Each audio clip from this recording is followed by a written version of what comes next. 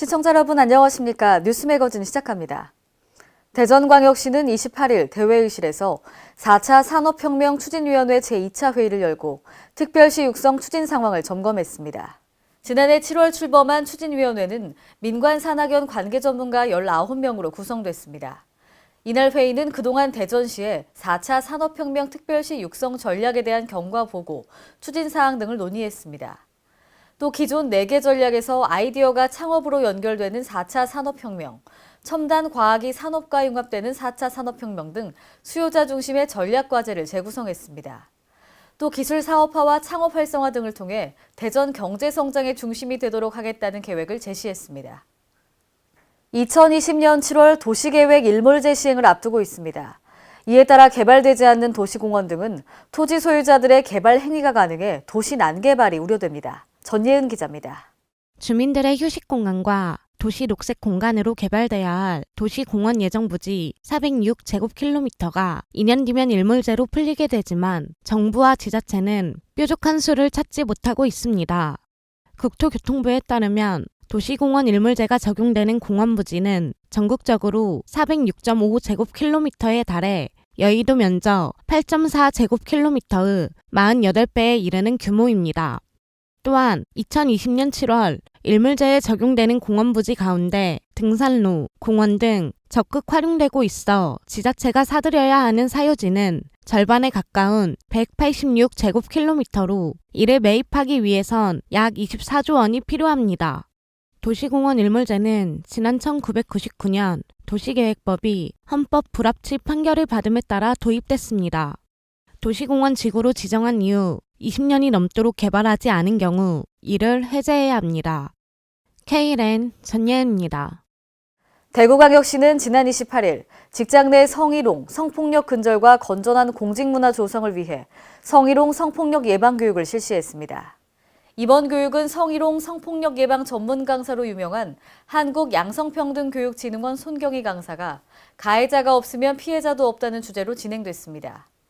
미투 운동의 올바른 이해, 직장 내 성희롱 사례와 예방 방법 등에 관한 교육이 실시됐으며 특히 최근 급증하고 있는 디지털 성범죄와 펜스룰에 대해 알기 쉽게 강의가 진행됐습니다.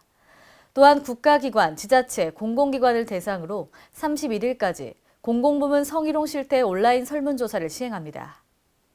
내가 살고 있는 아파트에 주차 공간이 없어 이중 주차하거나 외부에 주차한 적 있으실 겁니다. 이에 전주시가 주차난 해소를 위해 내 집 주차장 갖기 사업 등을 펼치고 있는데요. 이에 따라 주차 공간이 협소한 아파트들이 놀이터나 화단들을 주차장으로 만들면서 아파트 공간이 삭막해져 가고 있습니다. 장소라 기자입니다. 전주 시내의 한 아파트입니다. 기존에 있던 화단을 없애고 주차장으로 확장 공사를 하고 있습니다. 주민 A씨는 저녁 8시가 되면 주차 공간이 꽉 찬다며 늦게 오면 주차할 곳이 없어 차를 아파트 밖 공터에 주차해왔다고 말했습니다. 이 아파트의 경우 600대의 차량을 입주민이 보유하고 있지만 주차 공간은 340대만 수용할 수 있어 고질적인 주차난을 겪고 있습니다. 인근 아파트 또한 마찬가지입니다.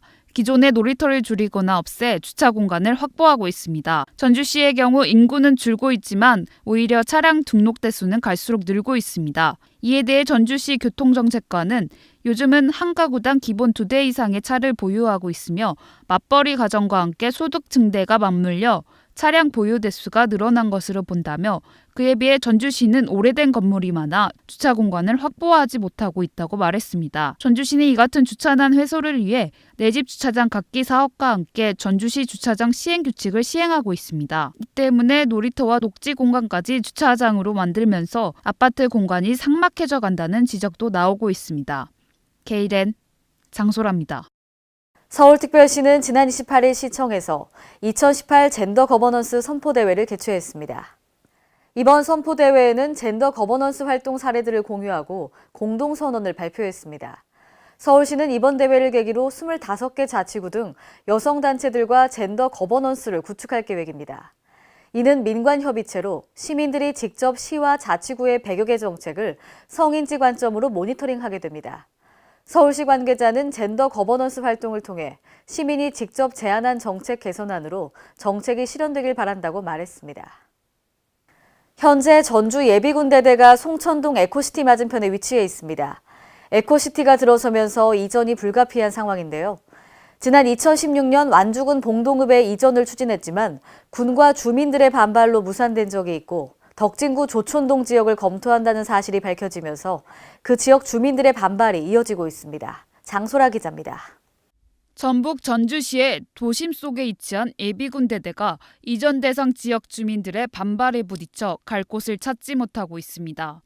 전주시는 2012년 5월 예비군 대대 이전을 국방부에 건의해 2016년 완주군 이전을 추진했으나 완주군과 주민들의 반발로 무산됐습니다. 전주시가 이후 덕진구 조촌동 지역을 이전 유력 후보지로 검토한다는 사실이 알려지면서 이 지역 주민들의 거센 반발을 사고 있습니다. 주민들은 인근 도도동에 전주 항공대대를 이전키로 한 데 이어 예비군 대대까지 들어온다는 것은 있을 수 없는 일이라며 반발하고 있습니다. 주민들은 특히 전주시가 도도동 전주 항공대대를 이전시키면서 더 이상 다른 군사시설을 들어오지 않도록 하겠다는 약속을 어겼다며 성토했습니다. 예비군 대대가 들어오면 인근 지역은 군사시설로 묶이게 돼 재산권 행사에 어려움을 겪을 뿐 아니라 소음과 안전 문제도 무시할 수 없다고 주장했습니다. 장관 보상을 하고 나면 100년, 200년 동안 재산권 행사를 못 하는 거 아닙니까? 군사시설 보호구역이기 때문에.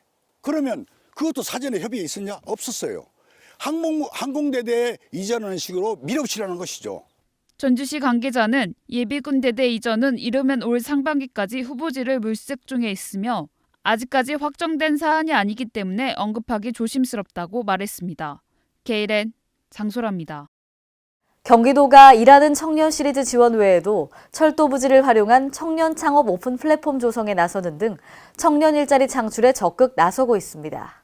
최근 경기도는 안산시 고잔역 철도 유휴 부지에 창업 오픈 플랫폼을 조성하기 위한 업무 협약을 체결했습니다.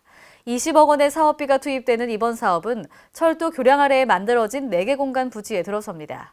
이곳은 스타트업 존, 컬래버레이션 존, 커뮤니티 존 등 3개 공간으로 구성될 예정입니다. 오늘의 간추린 뉴스입니다. 봄철 황사와 미세먼지로 인해 전국이 홍역을 앓고 있는 가운데 미세먼지를 줄이기 위한 경유차 조기 폐차 사업이 지역에 따라 천차만별이라는 지적입니다. 미세먼지 등 대기오염물질 저감을 위해 환경부는 2005년 12월 31일 이전 등록된 노후 경유 차량 및 도로용 3종 건설기계를 대상으로 조기 폐차 지원 사업을 실시하고 있는데요. 전주시의 경우 올 상반기 4억 8천만 원이 투입돼 총 728명의 신청자 중 350명만 선정됐습니다. 연식에 의해 선착순으로 선발되기 때문에 올해는 2002년식 경유차까지만 혜택을 받을 수 있게 됐습니다. 전라남도는 청년이 돌아오는 전남을 만들기 위해 청년 지원 사업을 추진합니다. 이에 따라 전남도는 올해 3,977억 원을 들여 오는 2020년까지 청년 인구 비율 25% 회복을 목표로 청년 지원 사업을 펼치기로 했는데요. 청년 지원 사업은 청년 일자리, 창업 활성화, 자립 지원 등 6대 과제 70개의 세부 사업으로 이루어집니다. 올해는 청년 마을로 프로젝트, 청년 희망 디딤돌 통장 등 청년들의 제안을 수렴해 만든 신규 시책을 반영할 계획입니다. 전라북도 도로관리사업소는 지방도와 위임국도 내 보도를 보행자의 통행 안전을 위해 설치, 개선합니다. 당초 전북 도내 13개 시군의 읍면을 통과하는 지방도와 위임국도는 보행자를 위한 통행시설이 설치되지 않은 구간이 많아 노인과 어린이 등의 보행에 많은 위험이 존재하고 있는데요. 이를 개선하기 위해 전북도는 사업비 24억 원을 투입하고 12km의 보도를 설치해 도민들에게 안전한 보행 환경을 제공합니다.